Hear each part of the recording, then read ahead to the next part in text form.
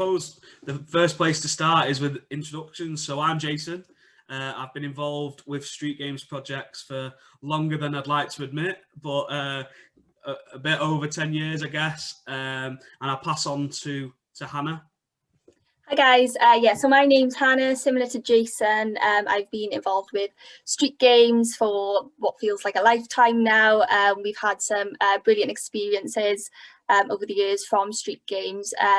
We're both very passionate about healthy living, so that's why the two of us are sort of facilitating this conversation today. Like what Paul and Lauren said, very informal. We're basically just gonna have a little chat, find out a little bit from you guys, and it's just gonna be super chilled. So don't worry about anything. If you want to keep cameras on, off, entirely up to you. We've also got the feature of the chat box as well. So if you wanted to pop anything in there, me and Jason will keep an eye on the chat box as well. And we can just sort of lead some conversations on from what you've popped in there as well. So hi Lauren. Did we want to just maybe go around the room? So obviously, me and Jason, Lauren and Paul, they're just going to kind of like be in the background. Lizzie, did you want to start us off with maybe just a little bit about yourself and why you've joined the call? My name is Lizzie and I'm 14 and I'm from London, and I volunteer at Burgess Sports, and they're kind of linked to street games. So yeah. Fab, awesome, Lizzie. Lauren, did you want to give a little intro? Hi, I'm Lauren, I'm 17, I'm from Hull, and I'm part of we do street games through coach and leadership academy at school, training to be young coaches. Yeah. Fab. Amazing. Ololaid, apologies if I've pronounced that wrong, I'm Welsh, my accent is terrible. If you wanted to, Fab, you unmuted yourself, hello. Yeah, my name is Ololaid. I'm 14 and I also volunteer at Burgess Sports as an ambassador. And kind of came to the school here to just give my view and things, and yeah. Leading to the increase you're seeing traffic. Fab. Thank you guys. Yeah, so like I said, feel free to unmute yourselves at any time, pop things in the chat box, but yeah, really informal, super chilled. But yeah, just to start off, obviously the conversation is about healthy living. So what does healthy living mean to you guys? So it could be sort of summed up in one word, a sentence. What does it mean to you guys? Jason, you can start us off. What does healthy living mean to you? I guess for me, I'm quite, in terms of my job role and things that my studies and stuff like that, I quite focus on the mental side of things, so mental health side. So I guess in terms of healthy living for me would be living a healthy, happy life, like Paul was mentioning earlier. And that doesn't necessarily mean being happy all the time, but being able to cope with the everyday stresses well, I guess. I know Lauren's unmuted there. Lauren, did you want to answer what's a healthy life for you mean? What does it mean to you? Probably keeping on top of my mental health, as well as just staying healthy and exercising and stuff. Definitely. Do you find, have you found that the last sort of 12 months has sort of affected this sort of healthy living sort of thing that we're speaking about because of COVID and everything, and you spoke about being active, but has COVID affected that a little bit? Yeah, probably. Yeah. Especially sport wise, even as a coach and doing coaching, I found people aren't as far ahead as they would have been.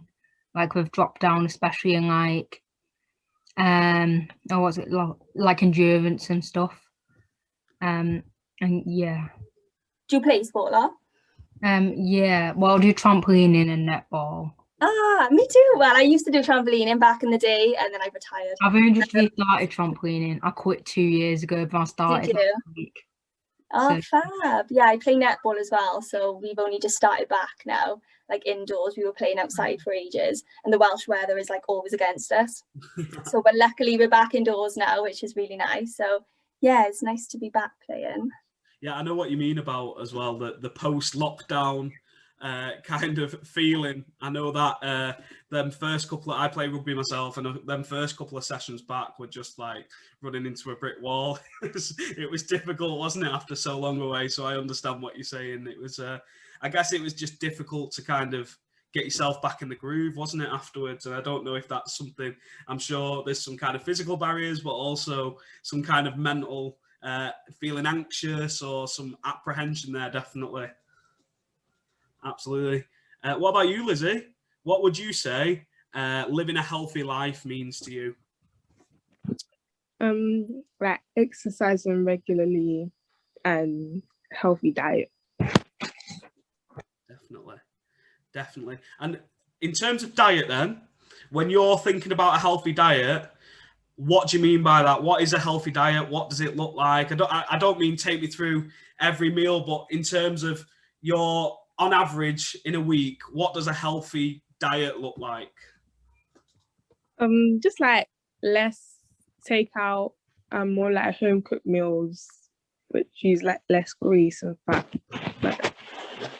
Definitely. And what you find sometimes is, I don't know if you find this, and Hannah, I'm not sure if you find this either, but I find sometimes if I'm eating greasier foods or foods that, you know, might be them guilty foods like a chocolate bar, something like that, I might get a pick me up for a little bit of time in terms of my mental health, but for the rest of the day I might feel a little bit sluggish or a little bit more tired, or, you know, the analogy I always try to use is when we're filling up our car, if we put the wrong petrol in, it might go for a little bit, but then we might break down. And I guess that's kind of what we do with the junk food, I guess. Oh yeah, I like that analogy, Jace. Yeah, the car. Like I'm guilty for like I'll be honest, I'll hold my hands up, my eating habits aren't great. I'm like a massive snacker. Like I prefer to snack and probably have like main meals. I'm partial to a takeaway, like I think everyone is. But yeah, like it's in, you know, it was within moderation. And I think if you're quite sensible with it, then yeah, like it should be okay. And obviously if you're like exercising and things as well, it shouldn't affect you too much. But yeah, thanks guys. It's an interesting one, that one with diet as well, isn't it? Because it's kind of eat good, feel good, but at the same time, sometimes, and I know I'm one of these, some people use it as a coping strategy as well, in terms of, you know, if you've had a stressful week and then it comes to a Friday and, you know, school's getting on top of you, college is getting on top of you, and you just like, I just want a pizza, or I just want a chocolate bar on a Friday night. And I guess, to be honest, there's nothing wrong with that, as long as it's like you said, Hannah, in moderation, I guess, and it's kind of combated with a bit of exercise maybe, or we're not relying on it every time we feel that way, which is when it becomes more of an unhealthy coping strategy. But there's nothing healthier than after a stressful week to kind of make yourself feel better, have a little pick me up and then go again. Did anyone take up a bit of like home cooking during lockdown? Because like so many of like my friends, they were like baking, like making really nice like cakes and meals, and I was just there like, I haven't made like a single thing, but your food looks great. Did anyone like take up any like home cooking or anything? Does anyone Did you have a make go? any nice dishes? What about you, Jace? Are you a baker? To be honest, I tried. Pre-lockdown, I was one of them guys, you know, that could probably burn a pot noodle, to be honest. So it was a bit of a smack in the face, to be honest, when lockdown hit and I couldn't go out for food. It was interesting. So yeah, no, I learned a little bit more, got a few recipe books. I wouldn't call myself Jamie Oliver at the moment, but I can hold my own, which is nice. I can, you know, I can make a carbonara, which is always nice. So if anyone wants some carbonara, I'm in. Jason's meal prep. What about you, Hannah? Did you say that you still? Yeah, oh yeah, I'm not the best in the kitchen, but yeah, I'll give it a good go. But I still live at home, so I felt like I was in like a 5-star like all-inclusive hotel during lockdown. They had like meals like cooked for me and everything, which was good. But yeah, so I do want to turn my hand a little bit more to sort of like healthy meals and things. I'm looking to move out as well, so I want to try and kind of like get a little bit better in the kitchen and things. So yeah, to kind of like create those healthy meals and just healthier habits, really. Definitely. What about you guys? what about during like lockdown and things, and like eating habits and? Yeah, I mean, like you were saying there with the cooking, a lot of people use that cooking as a coping strategy in itself to kind of deal with the boredom of lockdown and stuff like that. What did you guys use as coping strategies during lockdown when we were only allowed an hour outside that first lockdown? What did you guys use to kind of cope with the boredom, with the stress? What about you, Lauren? What did you use? I use art and drawing quite a lot, like when I'm stuck inside or stuck in a lesson and struggling and stuff, because it's just something I do with a pen and paper. Cool. Nice. So you're quite artistic, are you? Oh, yeah. Yeah. It's quite therapeutic, isn't it? Like I've got one of those like adult colouring books. Yes. Absolutely love them. Like they're so therapeutic. Yeah, really good. They are amazing. And there's a lot to be said as well about, you know, starting a project and finishing it. And I think that's the same with the cooking as it is with the art. The satisfaction you feel once you finish a drawing and the satisfaction you feel once you finish cooking a meal are pretty similar, aren't they? So there's definitely that. What about you, Lizzie? What did you use to chill you out during lockdown? I would either like spend time with my family or I would sleep. Yes, I like it. I like it. I think we all had to spend a lot of time with family, didn't we? Like we only had our family at one point. Yeah.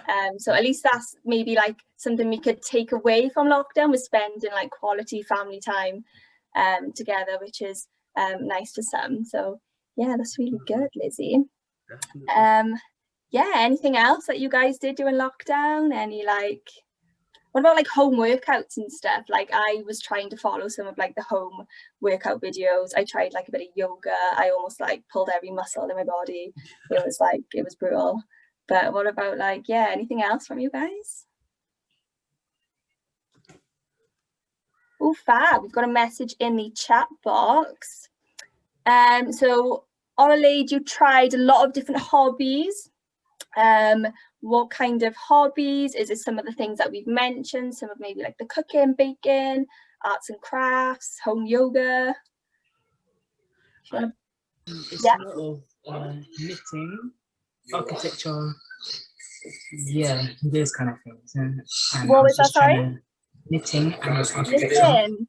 Awesome.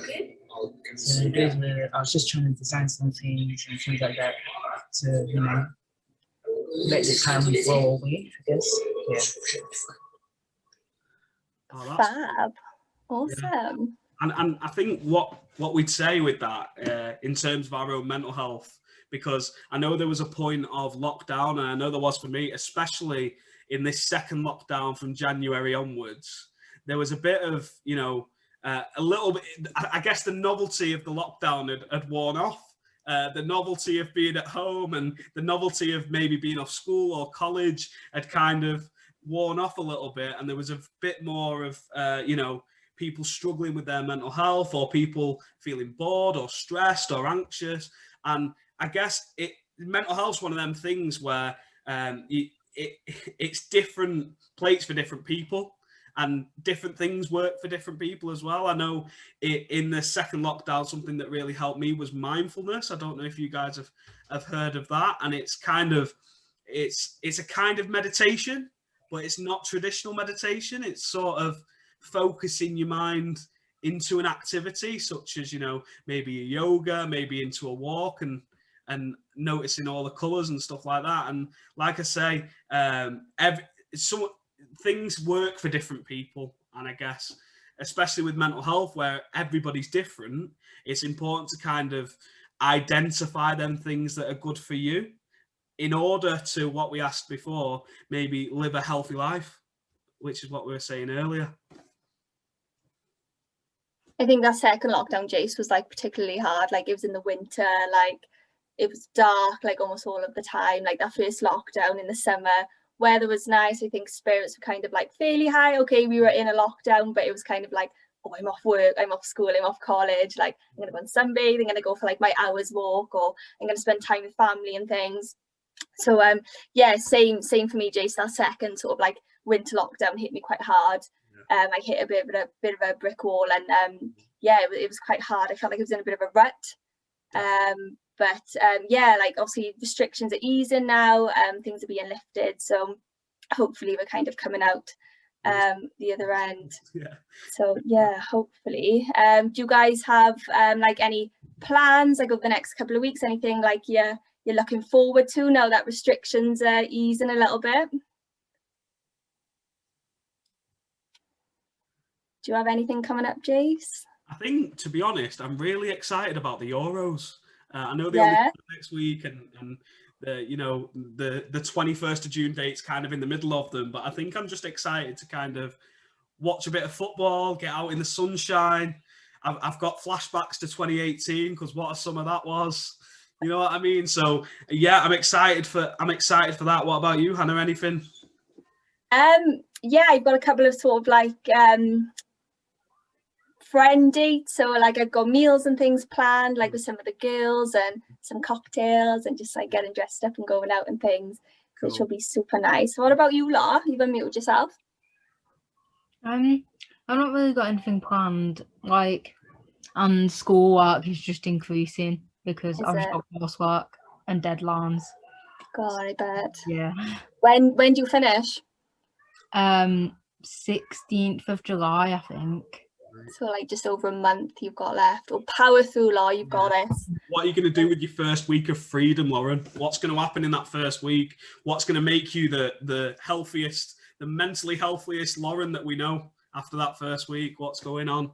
I think it's first week I'm going on holiday. Nice. Nice. Where you going? I'm coming up to Wales. Woo! Yes, Laura. Like Snowdonia area. Oh, such a nice place. Are you climbing the mountain? I don't know. Do it. It's so good. Like, it's a bit of a climb. Like, it is a trek, but such a good experience, and the views and everything at the top. Yeah. Really, really. Wales is such a nice place. I take it for granted because I live here. I'm just like, yeah, Wales. I've never been to Wales before. Ah, fab. You'll have a great time. Are you like camping? Are you like? I think staying at like a haven site. Nice. Nice. Awesome. I think that's been one of the positives of lockdown is that we're maybe exploring parts of our local area or maybe even the country that we might not have seen before. So for example, you know, like you said, with living in Wales all your life, I don't want to speak for you, but over the last 12 months, has it made you a bit more, I guess, grateful for your surrounding area? Oh my gosh, definitely. So like in Wales we had like at one point like local lockdowns, and at one point I was confined to just my borough. So I live in a small borough called Blaen y Gwent in Wales. But I was going on like walks that I'd never kind of been on before, and I've lived in this area like my whole life. So yeah, I was walking all the time, going for like runs and things, and really just appreciating my surroundings. And like my mental health, it really boosted my mental health. I needed that sort of like hours walk a day or my hours run a day, and just to kind of get out and just to get that sort of bit of fresh air and things, which was really nice. That was kind of like my release for the day, and then I could come home. I'd be like, right, like I can chill now today. I've been out, and I've done my thing, which was nice. Yeah, that's cool. Nice. What about you, Lizzie? Did you get out walking during lockdown? What happened for you? I just stayed at home, but the only time that I went out was like to go shopping or something. How was shopping in terms of, because I know in the first lockdown, shopping was such a stressful experience. Like, how did you find it, Lizzie? I actually felt like it was better because like the air was fresher. I don't know how, but the air was fresher. Yeah. Fair do. So it was more of maybe a different environment to just go out, get you know, I don't know, your loaf of bread and your milk, come back, and you kind of feel a bit refreshed because you've got fresher air and stuff like that. Is that what you? Yeah. Fair do. I think shopping was kind of like the main event in like a lot of people's week, wasn't it? It was like, I'm going to Tesco's, like I'm going out to like put my best shirt on and like off I go. So like, yeah, you know, I think that was quite a big thing for like, it seems quite trivial now, like going to like pop into the supermarket, but I think during the midst of it all, it was quite like, you know, a stand-up thing for people. And it was also I think it was one of them Marmite subjects, I guess, during the lockdown, because it was either people were relying on it for that day out, like you were saying, Lizzie, and kind of getting out the house and going and having a walk for some fresh air. And some people were just feeling a little bit more stressed by, you know, people not wearing the mask properly, people not social distancing, people not following the arrows that they put in supermarkets and stuff like that. And that really seemed to have an effect on some people's mental health. I know, for example, some members of my family were a bit stressed about, so they did the click and collect instead because they didn't want to do the social distancing and kind of didn't want to do the social distancing, but didn't kind of trust others to stay out of their bubble, so to speak. So yeah, it kind of, like we said earlier, it kind of differs for everybody, their experience through lockdown. But yeah, it's fantastic that you kind of use that as a coping strategy in itself, Lizzie, which is cool. I know we've kind of said about like restrictions easing and kind of having things to look forward to, but are there some kind of like reservations about going back out? Are you perhaps like a little bit nervous, a bit anxious, like what Jason spoke about? He had family members who were quite nervous just to go into supermarkets, so would do like the click and collect or like the deliveries and things. So, you know, it's all well and good that things are opening back up, but are you guys maybe still a little bit, you know, still a bit anxious maybe about going back to normal? Or are you happy to just maybe get rid of the masks and not have to worry about social distancing and things? And what are you guys thinking about it all? What about you, Laura? Like, quite like, I don't know, from like a mental health point of view, like anxious, because lockdown gave me an excuse to not have to go out and not have to see my friends. Yeah, of And do course. things which were hard for me, but now I don't really, like, I have to make up excuses again if I don't want to be honest with them. So it's like harder. What you're saying, definitely. And there's also that kind of I went out for one of the first times with my mates recently, and I seem to have forgotten to have a conversation. How to have a conversation, you know what I mean? They were stood in front of me, these lads that I've known all my life, and I just couldn't have a conversation with them because we'd been in this bubble for 12 months, and it's honest. It's I think a lot of people are feeling that way, Lauren, and thank you for sharing that, because it's difficult to kind of get out of that.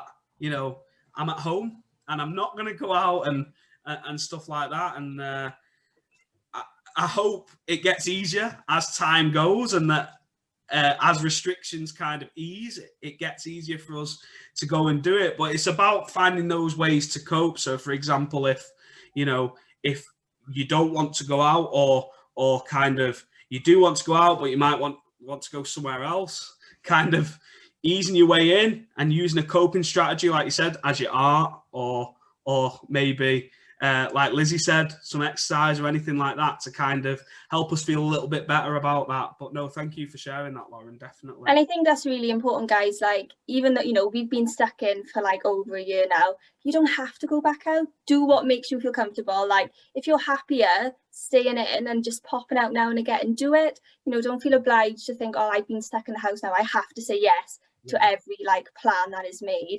Just, you know, ease yourself back into it. And, you know, if you don't want to go out and you're happy to tell your friends or family members, like, I'm just not feeling it today, then that's okay as well. You know, don't put yourself under sort of like any unnecessary pressure. Do what's right for you. It is literally been the weirdest time I think any one of us has ever gone through. So, you know, just give yourself some credit. You've come through a really, really tough time, and just ease yourself back into normal life. And, you know, normal life might not look normal yet still for a while. Like, you know, we're still wearing masks, we're still having to sanitize our hands like every like 10 seconds, and, you know, social distancing, and, you know, things aren't back to normal yet. So don't feel like you have to go back to being out and about all the time. Just do whatever feels right for you and what's good for you, I guess. Exactly. What about you, Lizzie? Is there any anxious feeling or anything like that towards the 21st of June, which seems to be the cutoff, or whenever they decide to kind of lift restrictions? Are you feeling any anxiety towards that? No, I just want to get out. Like, I want to get out, like, be able to be free. Yes. Yeah, you want a bit of normality, Lizzie. Yeah. Definitely. What about you, Ollie? If you want to chat, oh, there we go. I Well, was going to say if you wanted to pop anything in the chat. I just feel like there's a lot of things that I need to get back to doing that, you know, I've used lockdown as an excuse for. So yeah, I'll start doing that soon. Yeah, so similar to what Lauren said, like, you know, during lockdown, you couldn't go anywhere, so you couldn't say to like your friends or whatever, I don't fancy coming out, because you physically couldn't go out, you couldn't meet with people. So yeah, but like, you know, like what me and Jason are saying, just kind of ease yourself back into it. Don't put yourself under any pressure. You know, there's some days I don't fancy going out, and that's fine. Even though like I've been stuck in the house, I'm happy to stay in the house maybe a little bit longer. I'm not going to put myself under any pressure, and you guys shouldn't either, I don't think. No, definitely. And I think a big thing that I want to stress to you guys, and I want to stress to most people that we kind of have this discussion with, is it's okay and it's normal to feel anxious, to feel nervous about this, and kind of everyone's in it together. Everyone is feeling that to different extents. You know, like Lauren, I know exactly how you're feeling, because I've been there.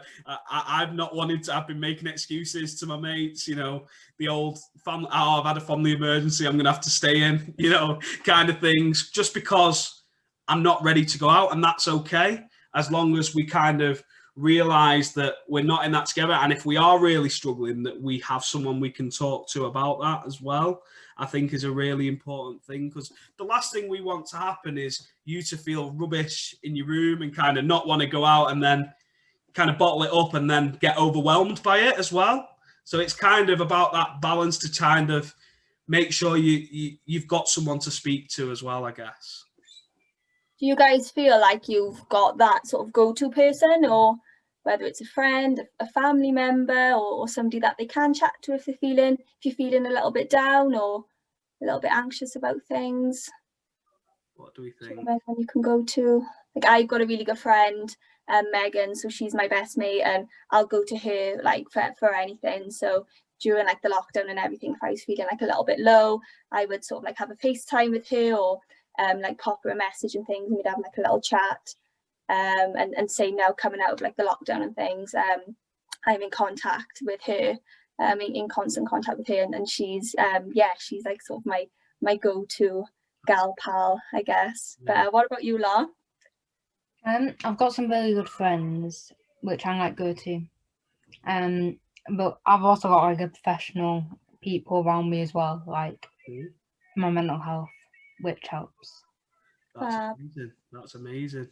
Do you know how some of your friends feel about sort of like restrictions easing and things and going back out? Are they in the same boat to yourself, or do they feel differently about it?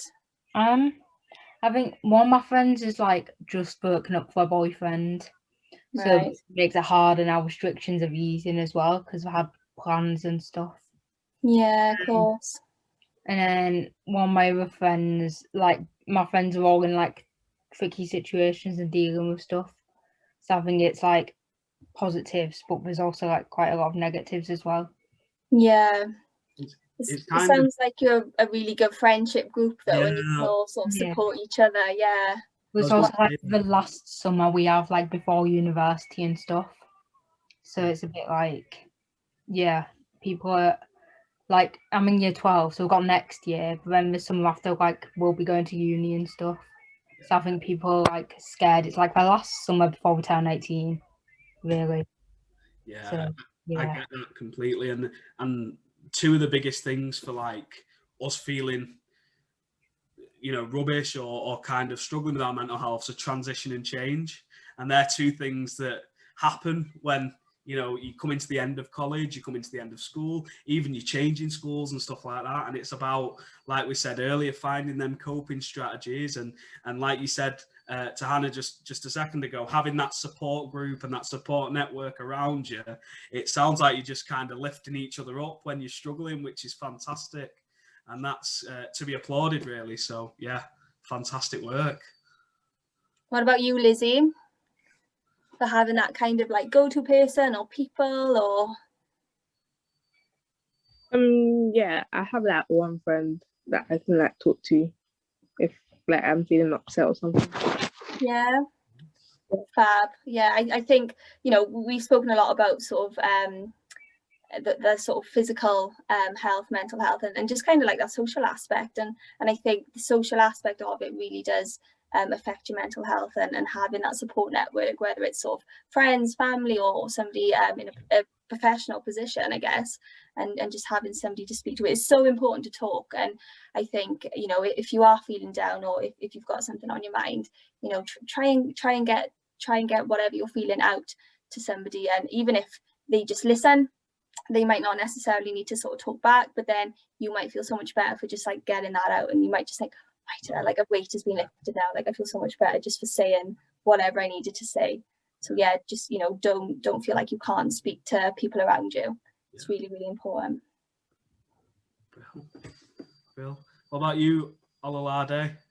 Sorry, I've fully butchered your name there, haven't I?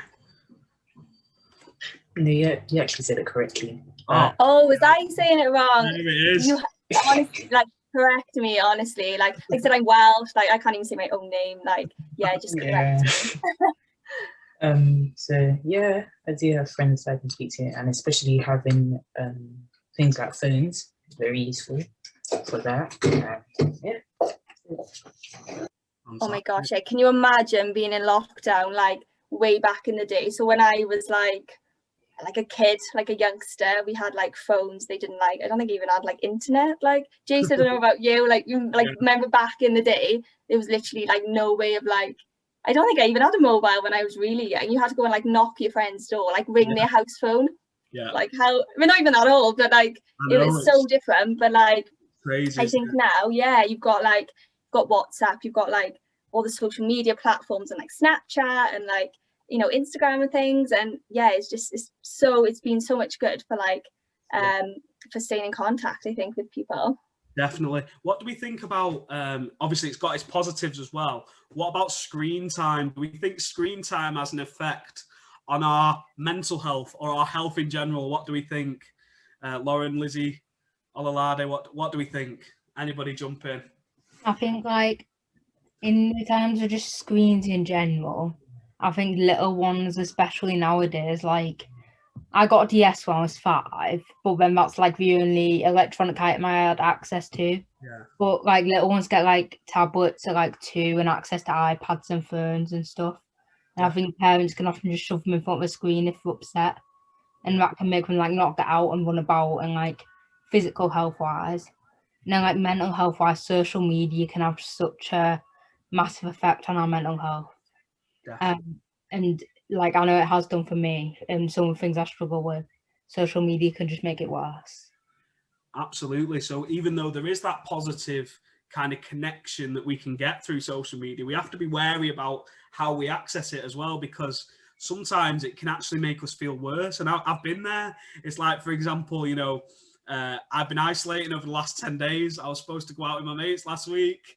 I went on social media. They'd all been out. They took a picture. My mental health went from here straight down there because I was struggling. I had to listen to a mindfulness video. But that's in itself is just an example of how differently social media can be used and kind of can have an effect on our mood.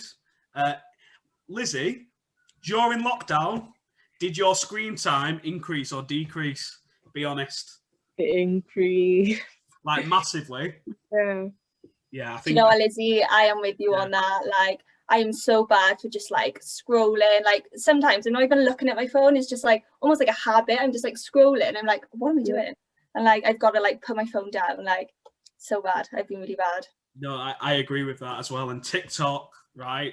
I'm going to be honest. I downloaded TikTok and it's just like 15-second videos or whatever it is. I think they've upped it now, but you go, I've got 5 minutes break or whatever. I've got 5 minutes between meetings, me and work or whatever. I scroll through it. An hour later, I'm like, oh dear. and I think it's easy to do that, especially when you're stuck at home. What about you, Ololade? Did you get stuck into a bit of social media over lockdown? Yeah, a lot. And you know, you can see like the hours on iPhone, so it's not very helpful either. No, definitely. Do you know, I'm sometimes scared to look at like, because it like actually tells you how many hours you've been like on your phone, or like how many times you've picked it up. And sometimes I'm like, oh my God, Ham, what are you doing? Like, put your phone away. What is wrong with you?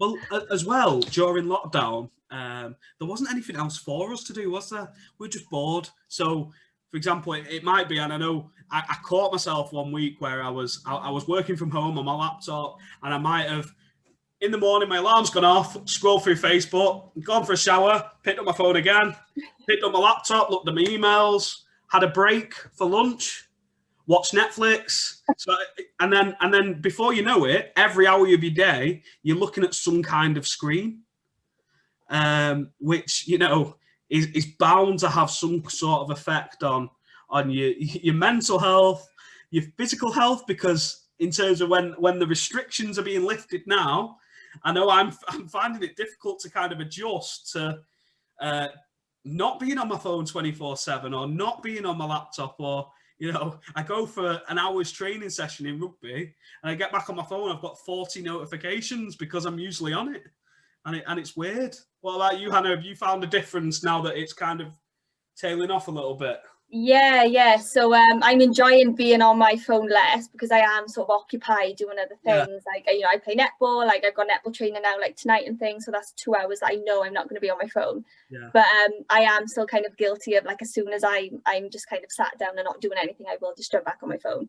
And, you know, again, it's just kind of like scrolling and things. But yeah, like the physical, I think, effects that I was feeling from all that screen time, like I was having like quite bad headaches and things. I actually bought like glasses like that help you, like I don't even have them on now, but they're meant to kind of like help with like the glare on like laptops and things, because I was struggling like a little bit with like headaches and things, because all of my work went online, so I was literally spending all day on a laptop, and like what Jason said, if you're not on a laptop, you're on your phone. If you're not on a phone, you're watching TV, and it was just like every part of your day was like looking at a screen. So yeah, I was struggling like a little bit with headaches and like just eye ache in general, and yeah, it was quite tough. And it's kind of there have been links as well to between increased screen time and low mood. And the example I always use when I'm talking about something like this is when you were playing on a game when you were a kid or whatever, and you're upstairs or you're watching telly, and your mum shouted you down for tea. How grumpy were you? You were like, I'm just watching this. Give me a minute, or let me finish this level or something. And that kind of is the crux of it's a little example of maybe how our brains are kind of wired, and it's kind of we struggle to get away from that when we're doing that. So it's kind of, I guess, being mindful going forward about our screen time. And like we said, it's a fantastic tool to stay connected with people, but as long as we're using social media, not social media's using us, as long as we've got control, not the other way around, is really important, I guess. Yeah, definitely, Jace. But yeah, like how are you guys feeling now? Like just, you know, like we said, just moving forward and things. And is there anything else you kind of wanted to share with us? Just about like how you're feeling, or, you know, physically, mentally, or what about you, Lar? Like, I feel like the first lockdown, it was like easier, like you mentioned earlier, like it was summer. So I know, like, to start with, like it was only like an hour a day, but then when it got to like this time, like June, July, you could go out more and for longer, and the days are longer as well. But that like little lockdown in November was like really hard because it was so dark and like miserable. And then January, I really struggled, like, because everything then went online. Like I had school all day online, and then like youth groups and stuff in the evening online. It was like being on Zoom or Teams and stuff all day was not great for just coping and stuff, because I think I missed the social interaction, even though it's something I struggle with. Yeah. Because it took me a lot of adjusting to get used to like doing this. Like a year ago, I would have never been on Zoom and had my microphone or camera on or anything, because it's something which terrified me. But now I'd rather do this than stand up in front of a classroom and speak to someone. Yeah, well, you've done so well tonight, Law. Like it just seems like second nature to you. You're so chilled and stuff chatting to us. So yeah, that's really nice that you've kind of like adapted in this last year. I think lockdown, like, I used it to learn ways to cope more, because obviously I was on my own, because like therapy and everything had got cancelled, and the services were like, there was so much strain on mental health services because so many more people who maybe didn't struggle before lockdown now struggle. But I was someone who struggled before lockdown with my mental health. So I think that made it harder as well, because I was someone who's already struggling, and a lot of the focus went to people who were struggling just because of lockdown. I found, like, when I try to reach out to people, like, it's like, we can't help you, we're only helping those who've been affected directly with lockdown and COVID and stuff, which I found really hard. I get you, and thank you for being so open and honest with that as well. And kind of, I hope you are in a little bit of a better place now. But in terms of the thing, I think the key word you said there is adjust. And what it sounds like you've done fantastically is adjust to the situation, or the hand you've been dealt, so to speak. So, you got dealt the hand of school moving online and youth clubs moving online. So you've kind of adjusted to a point now where you feel really comfortable chatting on camera, which is brilliant, like we said. And maybe, maybe in 6 months' time, you'll be looking back on this feeling like you've adjusted back to feeling comfortable in person, and that might be something that you can look back on and think, oh wow, I was feeling like this at this time, but now I'm feeling a bit more comfortable, which is fantastic. But I just want to say thank you for sharing that, because it's a really good example of how somebody can cope well and adjust really well in what has been a crazy world in the last 12 months, hasn't it? It's been very turbulent up and down, and it's kind of testament to the character you've got that you've kind of adjusted to that. So well done. Absolutely. What about you, Lizzie? How are you feeling now, sort of moving forward and things? I feel, I don't know how I feel. And that's okay. Yeah. Yeah, no, and it's okay not to know, isn't it? It really is, and just kind of take every day as it comes. Definitely. Ololade, what are we thinking? How are you feeling at the moment? Well, I'm not really sure either, but I feel like things are just getting better gradually. Definitely. Things are, getting more easy. I say more easy. Restrictions are lifting, and things are getting better, and we're going to go back. I say back to the new normal because we're going back to normal, so to speak. But it is going to be a new normal, because it's going to be a little bit different. Because, like we said, people are going to be adjusting. People are going to be feeling different ways, feeling anxious, feeling nervous. And like we said, it's all about kind of using them coping strategies that we've spoken about, the sport, the art, the talking to somebody. I might use my mindfulness. Hannah might use, I think you said, a little bit of food or a walk or something like that. Definitely to kind of help us cope with what's going on around us and make sure we're living as healthy a life, physically and mentally, as we can. Yeah, thanks so much for today, guys. It's been so nice chatting to you all. I hope you've sort of maybe got a little something from it, or you've just enjoyed chatting. Like, I've enjoyed seeing just different people and just chatting to different people. I haven't seen Jason for years, so it's been nice sort of like catching up with Jason, albeit over like a screen. It's been nice meeting you guys as well, and just finding out a little bit more about you, really. Did anybody want to kind of like add anything before we wrap things up?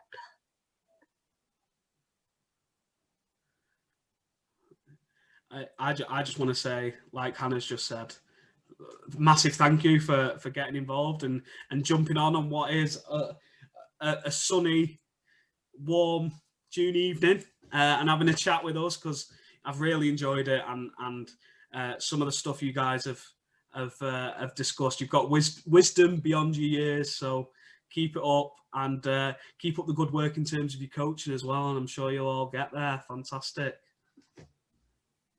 Fab, thanks guys.